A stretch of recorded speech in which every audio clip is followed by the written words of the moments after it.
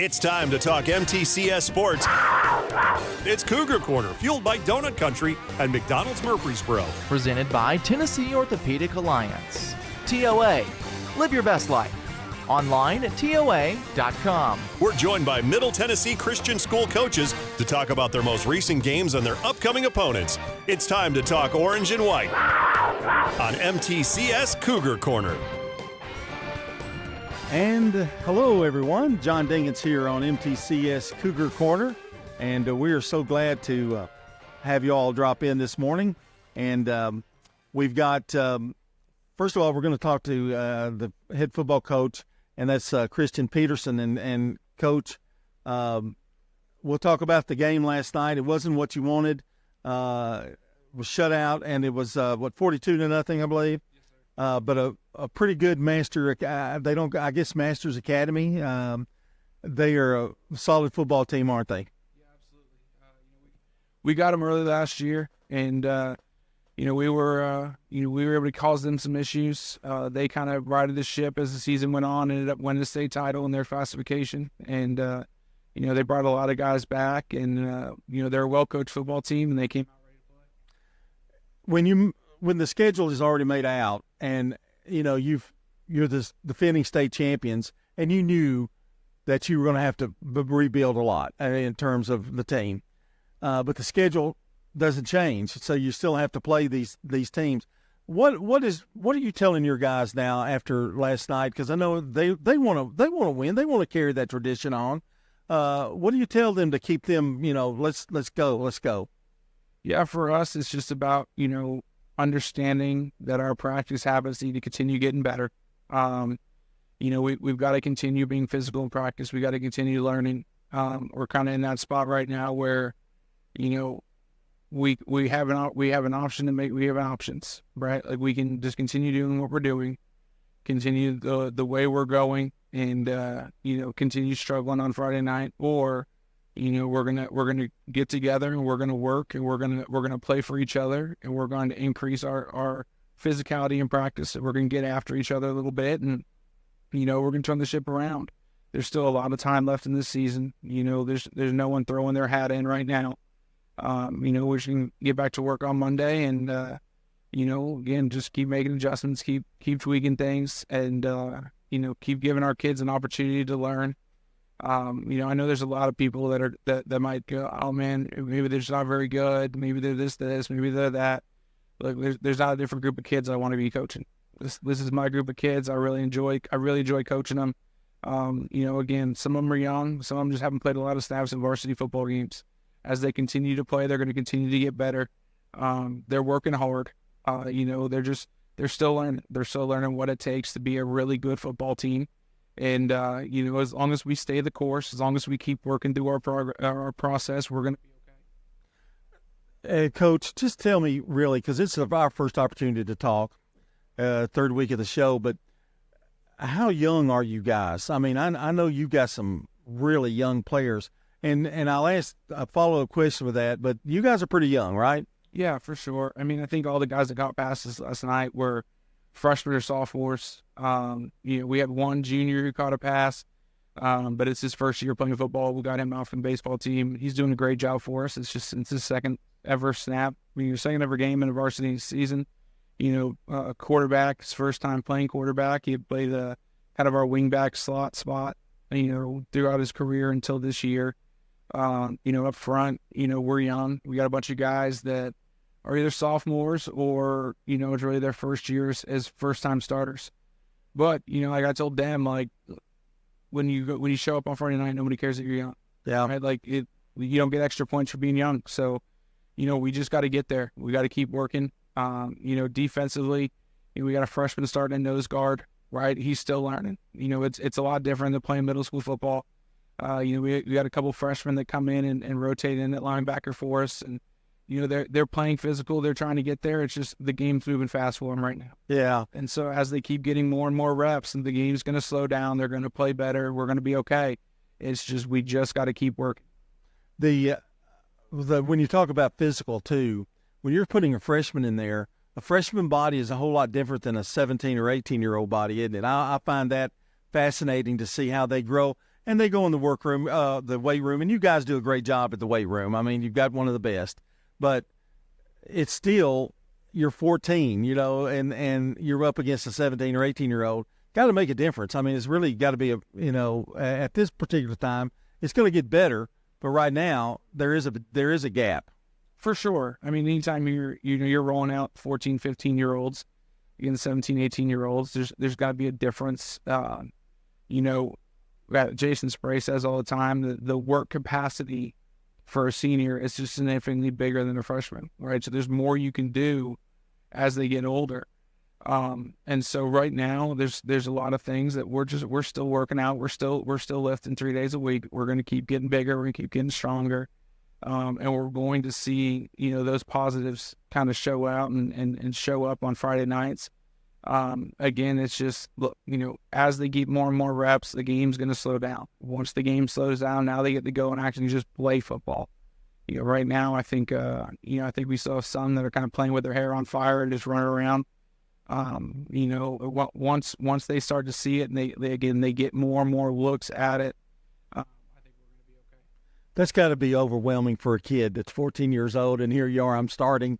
And it does. I mean, there's so many things going on in that head, isn't there? I mean, you can't read their mind, but as a coach, that's happening. Oh, for sure. I remember, when I was in high school, when I was a sophomore playing varsity, I remember that I got moved up. It was like, man, this game moves way faster, right? And that was after playing a year of freshman football. Right now we've got a bunch of kids going from middle school football to varsity football, and we've opened it up with, a Final Four team from last year and a state champion from last year that both brought back a lot of guys. And so for them, the game's moving slow for them and it's moving really fast for us. And so I think it's good that our kids got to see that early. They got to see what those good teams look like and, just, again, learn from it, take what we can take from it, but understand we're on the next Friday now.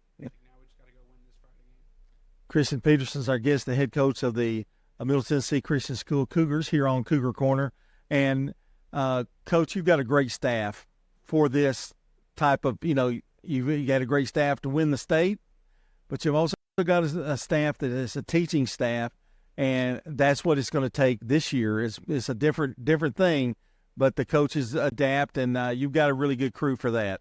Absolutely. I mean, both my coordinators do a really good job. BJ Robertson on the offensive side, has been around MTCS for a long time. He's kind of seen the ebbs and flows of kind of what we've got. We talk about it all the time. We're like, from strictly a talent perspective, we're going to be fine. It's just game reps. We just need more and more game reps. On the defense side of the ball, we got Anthony Kerr, who coached 20 years in college, right? So he's coached all different levels. He's been at the Division II level for a long time, where you kind of have big differences in talent year in and year out. And so, we've really kind of worked and just how do we make it a little bit simpler for them so they can just play. Maybe we don't put in absolutely everything right each week. We put together a package that allows them to try and play a little bit faster. And so it's just a conversation we have with them. And then, all the position coaches, they're all kid first guys. They're out there and they're working, and I think our kids enjoy playing for. I think our kids try and play hard for one. And again, I think as the game slows down, we'll just keep getting better. Christian, there you have coaches like BJ who stayed around through 2 or 3 coaches. What's the allure of MTCS? I think I know what you're going to tell me here, but what was the allure for you? And because BJ's been there, it's been with you, and I imagine you all will continue to be together. What is the allure about Middle Tennessee Christian School? Because I'm sure there's places you go to bigger names and that kind of thing, bigger schools. Yeah, I think it's the people. I think it's the people of the community, right? I think they're supportive. They've got your back. They show up. We had a great crowd last night. Even when the game got a little lopsided there, they were still there. They were loud. They were cheering them on. The people there are fantastic, right? I think that's really what makes MTCS who we are. BJ, obviously I want to keep him as long as he'll stay. I think he's a really good football mind. the two of us kind of go back and forth on what do we want to do? Do we want to do this? Do we want to do that? You know, I kind of come from the offensive line background. It's where I played, you know, and he was a quarterback. So I think together we work pretty well. You know, he understands what do our backs understand right now. You know, what can they do? What do they excel at? And then I'm normally pretty good at what does the O-line excel? What are they good at? And then we look at, okay, so like we're good at this up front, we're good at this in the backfield. How can we mesh those two things together to help us be successful? And I think having two guys there that kind of have both offensive backgrounds, but, you know, one from the line, one from the skill guys, it really kind of helps mesh us and you know, allows us to build the offense as the year goes on. I wanted to ask you a question, too, about with being so young, and again, I'm not using that as an excuse, but somebody that's going to kind of take the wheel, you know, a standout. Are the kids still battling to find out, okay, this kid can do this or this, and maybe y'all are still searching, but because when you have that many come in that young, sometimes it's hard to establish, okay, this kid's going to be the one I can count on each and every night. Is it still a kind of a scramble for that? Yeah, I think right now we're kind of by committee.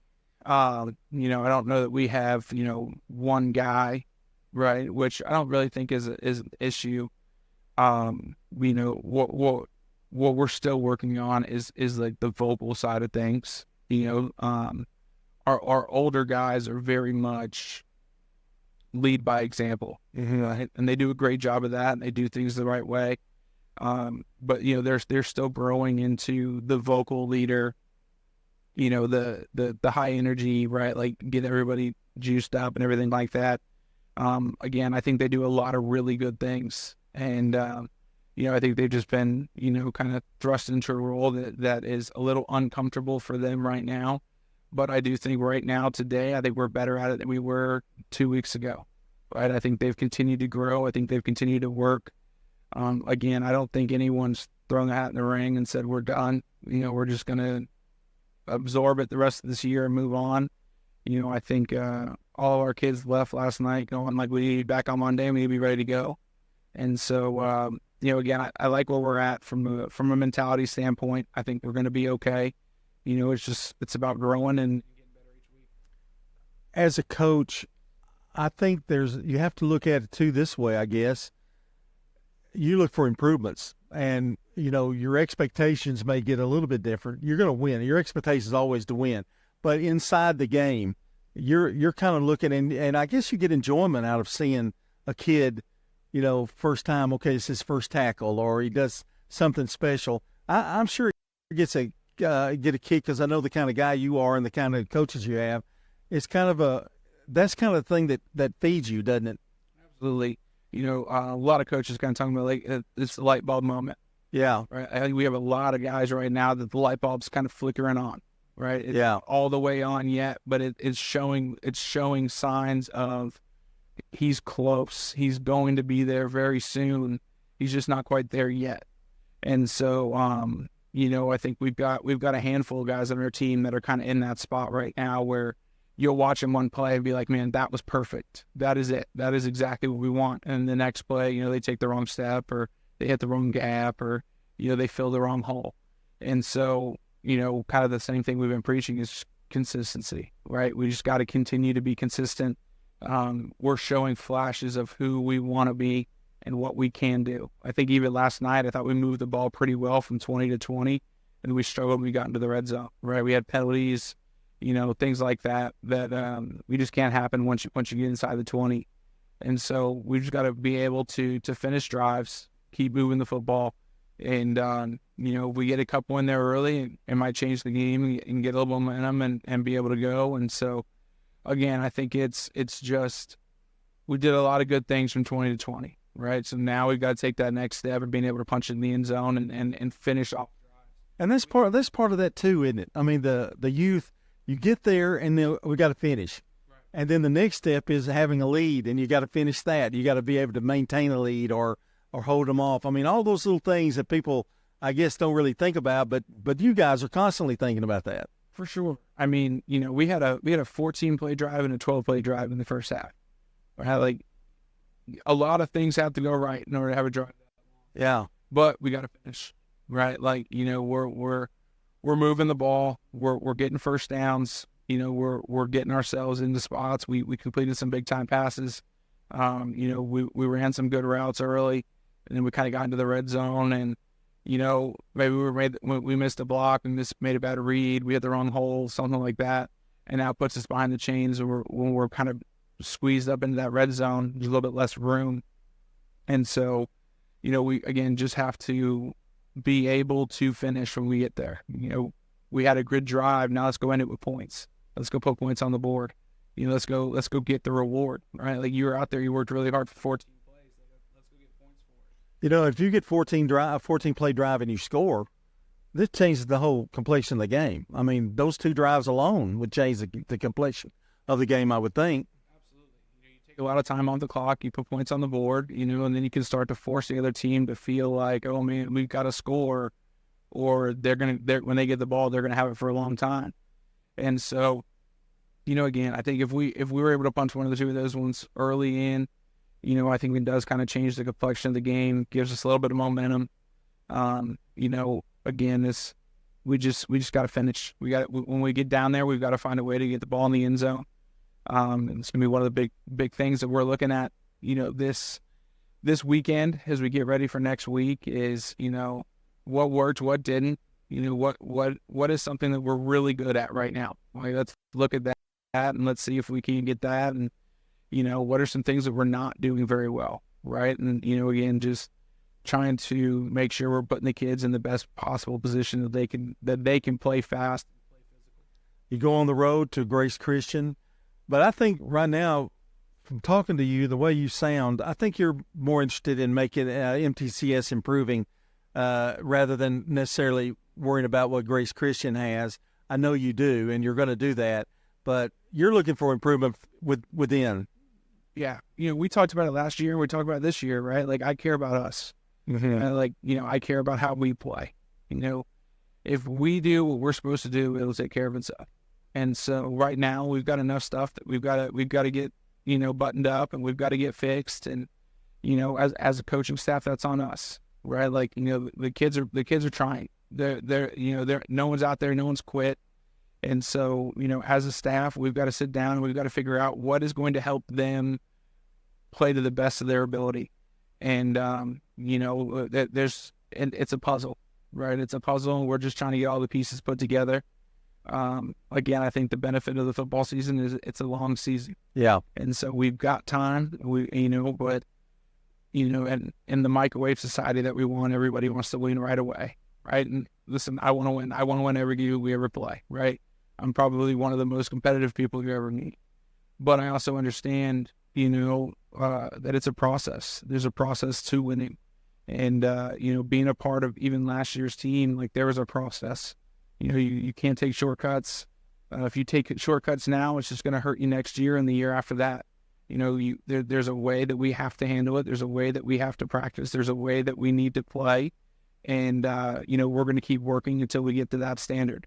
If we allow it to not be that way, if we allow practice to not be that way, if we don't play that way in a game, if we're not doing what we're supposed to be doing, then next year that's going to continue, and the following year that's going to continue. And so really for us, it's just about making sure that we're playing to our standard all the time, every rep of every play. Coach, always a pleasure talking to you. Non-related football, okay? How's this? Fall Festival, you got that coming up? Isn't that soon? I don't remember exactly what weekend. I think it's like in 2 weeks. Okay, it is in September though, right? Okay. Yeah, I thought it was, and that's a big time. I mean, that whole place is, and I guess you've got football going on every week, don't you? I mean, Ed's still doing the junior pro football kind of stuff, or the flag, or what goes on Saturday, I guess. So Saturdays, normally during Fall Festival, that's normally like our bye week. Mm-hmm. Yeah. If we have to play a game, we try and do it at home. That way, everyone gets to go to Fall Festival. It's a really great event. There's a lot of really cool things. Well, I think that happened last year. We did wasn't it on game last year? Because we did that game, and we saw everybody going. I said, they're having a fall festival. I mean, there's people everywhere in that thing. Oh, it's nuts. Yeah. Nuts. We have a ton of people showing up for football games, and we can't match fall festival. It's definitely one of the biggest things that we do at our school, and people get really involved. And I think, again, it goes back to the community. Yeah. Right? Like, it is as successful as it is because people care. Yeah. People want it to be good. And so it is. And so, again, I think you can't fake that. Yeah. Like, you're either all in or you're not. And I think our people are all in. And I think that's what's going to help, not just us, but our whole school continue to get better and continue to grow. I still think MTCS is just kind of scratching the surface on what it can be and what it's going to be. And, again, I think, we got new buildings popping up all the time. We're building a new ELC, and so it's an exciting time to be at MTCS for sure. A beautiful place, and they've done some really good cosmetic things too. The gates up at the front, or the brick up at the front, all that looks great. So, football next week, you're going to be on the road, but you'll have a crowd there, I guarantee you. We've been talking to Coach Christian Peterson, the head coach of the MTCS Cougars, here on Cougar Corner, and Brian Barrett's going to tell us after this break. He's going to tell us all about all the sports that are going on, volleyball, all that, soccer, all that kind of stuff going on. So you won't have to do it, Coach. All right. This is John Dingan signing off for Cougar Corner. Brian Barrett will be back to wrap things up here on Cougar Corner.